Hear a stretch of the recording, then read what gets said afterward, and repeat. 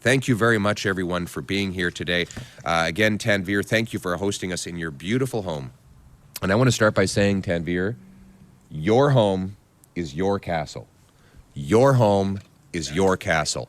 And you have the right to defend your family in your home. And right now, unfortunately, that is not the case. You know, our purpose as conservatives is to bring back a country where hard work gets you a beautiful house on a safe street under our proud flag. That when you come home and put the key in the door and you turn it, you're filled with peace, knowing that you can leave all of the day's troubles behind. That your biggest problem will be how you get the kids to eat all of their dinner, finish their homework, and get to bed on time. I confess that we fail on the last one regularly in the Poilievre household, but these are the kinds of problems that we all want to have.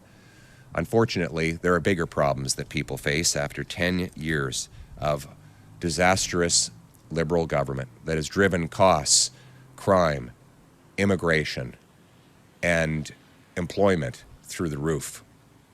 People worry.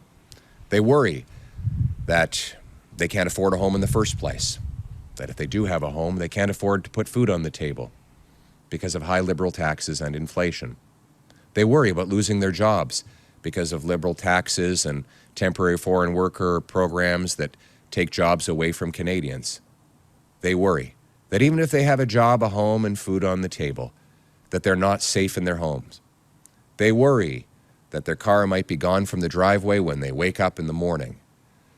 Or worse, they worry that they might be awoken at 2 a.m. to the sound of breaking glass and feet pounding on their living room floor as an invader storms in to steal the family's goods or worse, harm the family itself.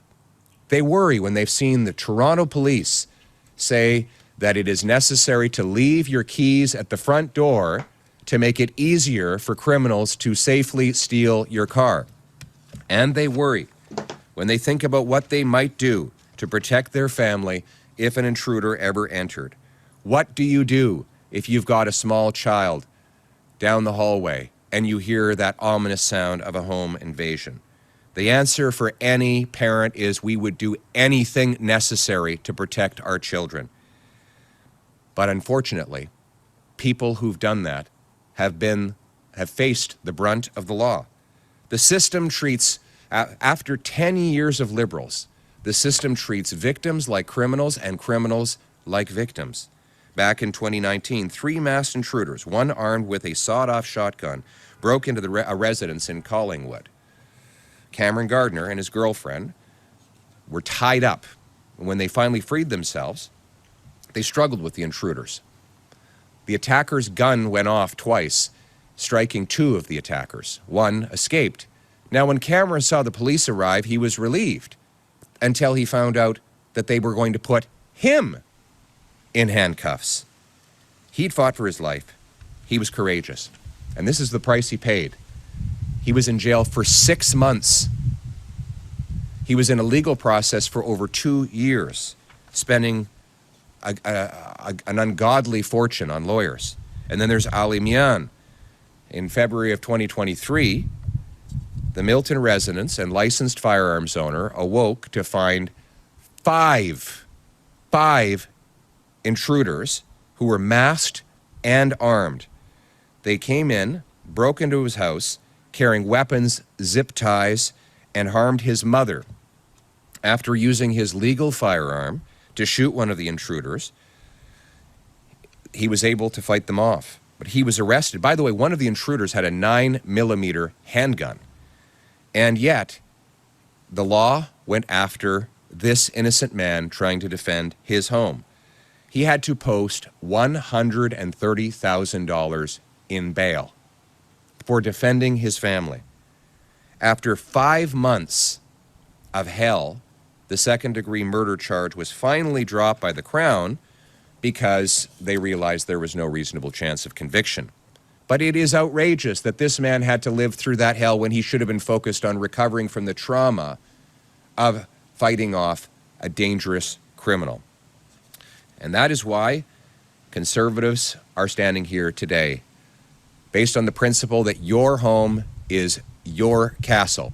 We're calling on the government to introduce and immediately pass the Stand on Guard law, failing which one of our party's MPs will put forward such a bill. It will amend Section 34.2 of the Criminal Code, which right now says that you can defend yourself based on 9 very complicated and vague conditions. Now look, if you're defending your house, you don't have time to think through 9 different conditions. You have one condition: to protect yourself and your kids. And it is wrong for the law, for the police, and for judges to apply a complicated, indecipherable legal doctrine against you when you were only doing what is right. Our amendment instead will change Section 34.2 of the Criminal Code to say that the use of force, including lethal force, is presumed reasonable against an individual who unlawfully enters a house and poses a threat to the safety of anyone inside. The proposed amendment is reasonable and prudent. It applies only to the unlawful entry of a home and preserves proportionality. Simply put, it means you have the right to use force to defend your home and your family against someone who threatens you and who has entered illegally.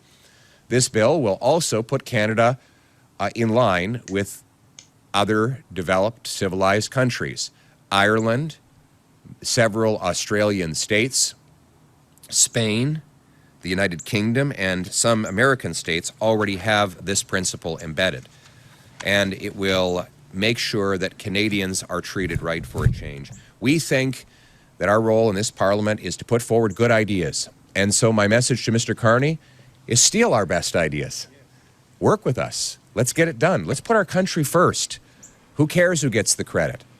Take our ideas so that we can reverse not only the crime and chaos Liberals have caused, but let's also take these ideas to bring the cost of living, immigration, and unemployment down. Keep our people safe. Let's put our country first. Let's once again work together, all of us from all parties, to make this a country where everyone who works hard gets a beautiful house in a safe street with good food on the table, united under our proud Canadian flag. Thank you very much.